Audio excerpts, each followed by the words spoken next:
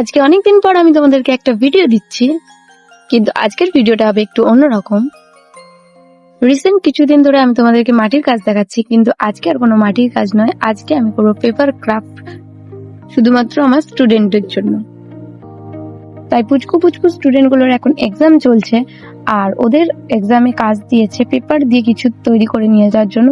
দুজনের জন্য আমি দুটো জিনিস বানিয়ে দিচ্ছি। এই ভিডিওটাতে আমি একজনেরটা দেখাচ্ছি এবং নেক্সট ভিডিওতে আমি আরেকজনেরটা তোমাদের সাথে শেয়ার করব।